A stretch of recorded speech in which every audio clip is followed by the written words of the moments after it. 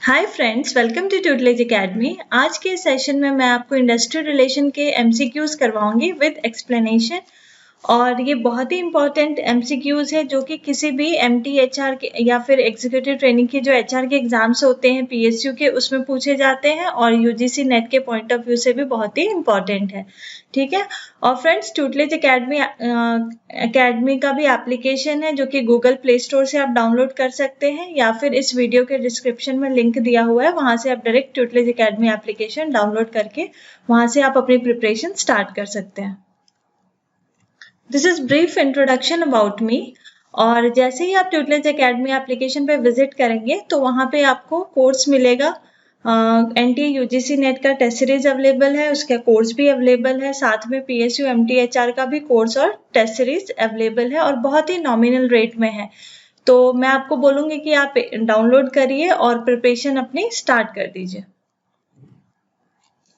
कोई भी एमटीएचआर एग्जाम होता है या यूजीसी नेट पेपर कोड 55 का अगर एग्जाम है तो उसमें आप देखेंगे कि आईआर जो है उसमें से क्वेश्चंस कम से कम 8 से 10 क्वेश्चंस आते हैं।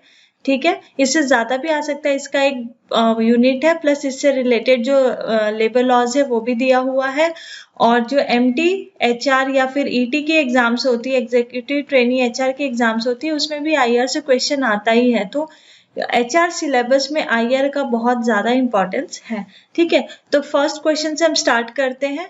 It refers to all types of relationship between all the parties concern with the industry. ठीक है, तो यहाँ रिलेशनशिप की बात हो रही है, all the parties concern with industry. Industry के साथ जितनी भी उसके पार्टीज है उसके दोनों के बीच की रिलेशनशिप, वो एम्प्लॉय एम्प्लॉयर, ठीक है, vendors employers, government and employer और मैनेजमेंट ऑफ द कंपनी। ठीक है, तो इन सब के बीच के रिलेशन को ओवरऑल क्या डिफाइन करते हैं हम? Industrial relation. तो right answer is industrial relation. Second question, collective bargaining was considered as apex of IR system is concerned with। तो इसके ऑप्शंस है Gandhian approach, systems approach, Oxford approach और ऑल ऑफ दिस। तो आप बताइए अब इसमें से क्या आंसर हो सकता है?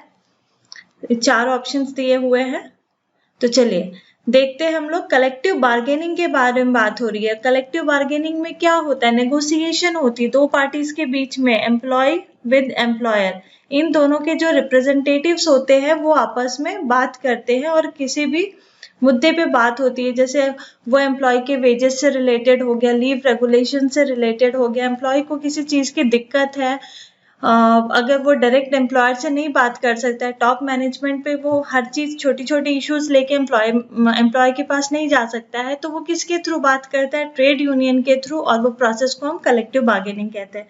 तो उसमें बात होती है, तो बात सिंपली बात करने से ही अगर कोई भी चीज रिजॉल्व होता है तो वो किसके अप्रोच में वो डिफाइंड है। तो अगर हम ऑप्शंस देखें तो गांधीयन अप्रोच जो है वो इसी पे बात करता है, नॉन वायलेंस पे बात करता है, कि जो बात से कोई आउटकम पे पहुंच जाए। दो पार्टीज के बीच में बात होती है किसी भी इश्यू पे और वो एक पर्टिकुलर आउटकम पे पहुंच जाते हैं, तो ये गांधीयन अप्रोच है। ठीक है। Now third question is temporary closing down the undertaking with the intention of forcing workers to accept the demand of the employer is called। ठीक है, तो इस क्वेश्चन में क्या बोला है? अंडरटेकिंग जो होता है, जो कंपनी है वो कुछ टाइम के लिए क्लोज कर देते हैं, एम्प्लॉयर मैनेजमेंट क्लोज करती है। क्यों? ताकि वर्कर्स पे वो दबाव बना सके अपने डिमांड एक्सेप्ट करने के लिए। कुछ उनके डिमांड्स होंगे कि आपको 8 घंटे के बजाय 12 आवर्स वर्क करना है, आपकी वेजेस इतने नहीं इतने होंगे, बट एम्प्लॉय उसके लिए अगर मान नहीं रहा है तो ये एम्प्लॉयर का एक्शन होता है, वो अपने अंडरटेकिंग को कुछ टेम्पररी टाइम के लिए क्लोज करता है ताकि एम्प्लॉयज जो है उसकी बात मान सके। तो ऑप्शन देखिए, लॉकआउट है, ले ऑफ है, स्ट्राइक है, रिट्रेंचमेंट है। तो इसमें से क्या हो सकता है? रिट्रेंचमेंट क्या होता है? एम्प्लॉयज को निकाल देना। ठीक है, सेपरेट करने का एक टाइप है रिट्रेंचमेंट, जो कि एम्प्लॉयज को निकाल देते हैं अंडरटेकिंग से। स्ट्राइक जो है वो एम्प्लॉयज करते हैं, अपने कुछ डिमांड्स को फुलफिल करने के लिए स्ट्राइक करते हैं, तो ये एम्प्लॉयज करते हैं। ले ऑफ जो होता है ये भी एक सेपरेशन ही मोड है, जिसमें एम्प्लॉयज को सेपरेट किया जाता है ऑर्गेनाइजेशन से। तो जो क्वेश्चन यहाँ पूछा उसका आंसर है lockout, temporary closing down the undertaking.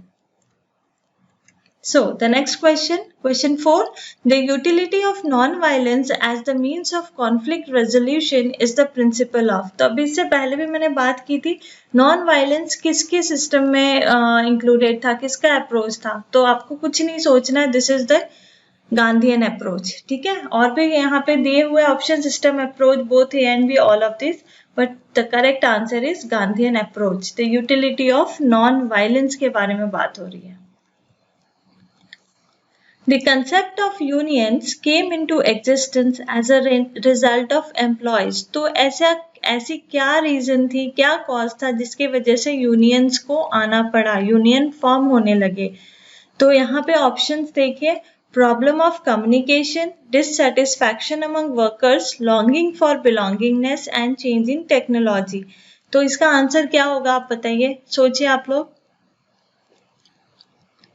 तो देखिए क्वेश्चन है, concept of unions came into existence as a result of employees. Problem of communication, ये इतना बड़ा भी इशू नहीं था, क्योंकि अगर कम्युनिकेशन की दिक्कत होती तो वो एक दूसरे से बोल के भी वो अप्रोच लगा सकते थे। बट जो मेन कारण था जिसकी वजह से यूनियन आया, तो डिससेटिस्फैक्शन अमंग वर्कर्स।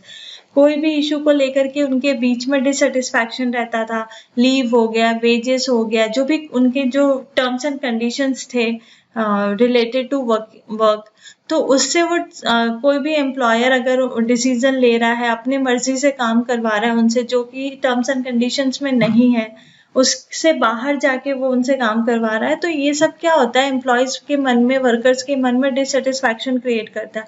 तो इसी चीज के लिए मेन जो था यूनियन क्रिएट हुआ था, ताकि एम्प्लॉय की तरफ से भी कोई रिप्रेजेंटेटिव हो और वो डायरेक्ट जाके मैनेजमेंट से बात करे और उस पर फिर नेगोशिएशन हो, ठीक है। तो इसका सही आंसर है dissatisfaction among workers. Now which of the following method had not been given a statutory form in India?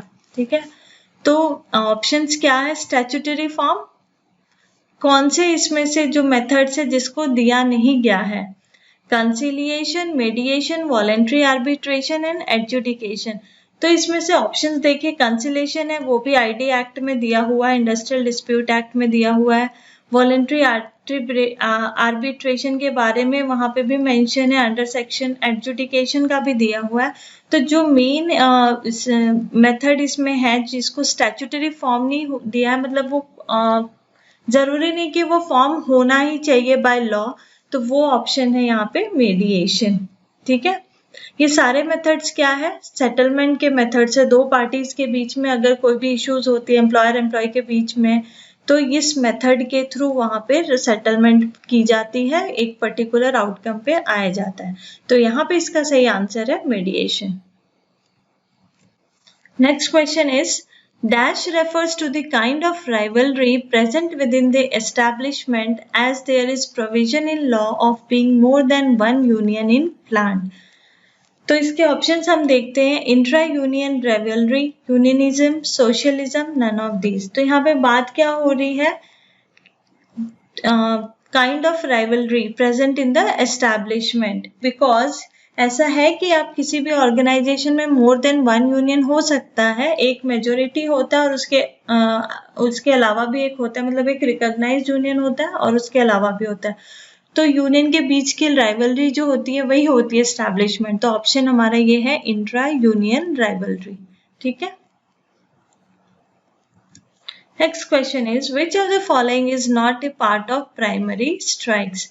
तो यहाँ देखिए ऑप्शंस में जो है, sympathetic strikes, tools down, pen down strikes, stay away strikes and protest strikes। तो primary strikes इसमें से कौन से नहीं है, तो ये सारे जो है स्ट्राइक्स के टाइप्स हैं and that are primary.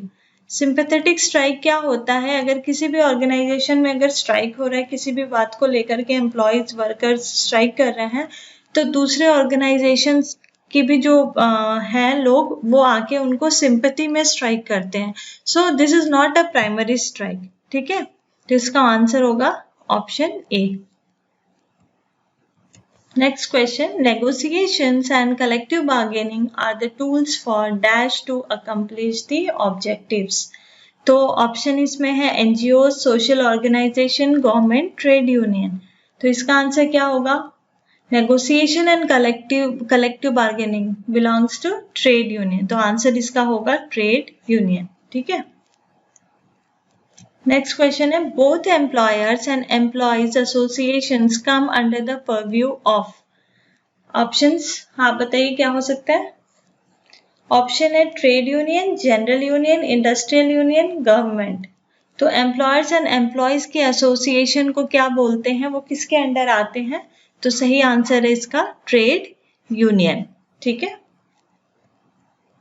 And these are the types of union. यहाँ जो ऑप्शन दिया है जनरल यूनियन, इंडस्ट्रियल यूनियन, तो टाइप्स है, बट एम्प्लॉयर एंड एम्प्लॉय के जो भी एसोसिएशन जितने भी बनते हैं they are under the purview of trade union. तो फ्रेंड्स, अभी हमने इतने क्वेश्चंस कवर किए आईआर के. बाकी के क्वेश्चंस दूसरे पार्ट पे मैं आपको सॉल्व करवाऊंगी और ये क्वेश्चंस आपको साथ के साथ सॉल्व करना है और इनके आंसर्स जो है आपको याद भी रखने हैं. और ये जो लॉकडाउन का मौका मिला है तो ये बहुत ही अच्छी अपॉर्चुनिटी अगर देखा जाए, जो वर्किंग है, जो इन्हें जो 9 to 5 वाली जॉब भी होती है और साथ में वो दूसरे जॉब के लिए प्रिपरेशन भी करे, एग्जाम की प्रिपरेशन करे, तो उनके लिए भी अगर बोला जाए तो बहुत अच्छा टाइम मिला है पढ़ने के लिए. तो अगर आप घर से भी काम कर रहे हैं तो साथ में आपकी पढ़ाई भी हो सकती है. तो आप इस टाइम को बहुत अच्छे से यूटिलाइज करिए. और जो स्टूडेंट्स है, जो जिनको पढ़ना ही है, तो उनके लिए भी बहुत अच्छा टाइम है, क्योंकि उनको टाइम बहुत मिल गया है. एग्जाम पोस्टपोन्ड होके आगे हो चुकी है, डेट अभी तो आई नहीं है, बट जो भी टाइम आपको मिला है लॉकडाउन का, तो इसमें आप बहुत अच्छे से टाइम को यूटिलाइज कीजिए और ट्यूटलेज एकेडमी के कोर्स टेस्ट सीरीज के साथ अपनी प्रिपरेशन आप स्टार्ट कर दीजिए, ताकि एग्जाम्स जब भी होगा तो आपको वो एग्जाम फियर नहीं रहेगा और आप प्रिपेयर्ड रहेंगे. थैंक